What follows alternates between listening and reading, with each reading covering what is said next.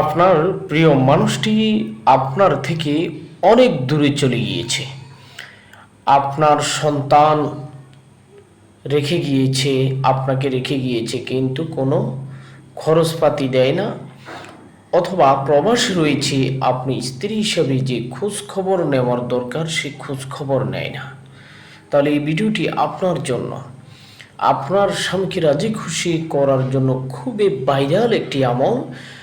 আপনি একটি সময় নির্ধারিত করে মুসল্লাতে বসে যদি এই আমলটি কন্টিনিউয়াস 21 দিন পর্যন্ত করতে পারেন, ইনশাআল্লাহ আপনার স্বামী আপনার জন্য পাগল হয়ে যাবে, আপনার খোঁজ খবর নেবে, আপনাকে কল করবে।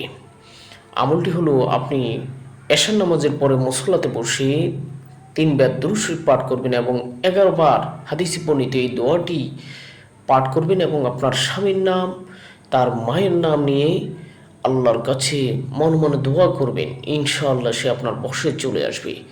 আল্লাহুম্মা আল্লিফ বাইনা কুলুবিনা ওয়া আসলিহ যাতা বাইনিনা ওয়াহদিনা সুবুলাস সালাম।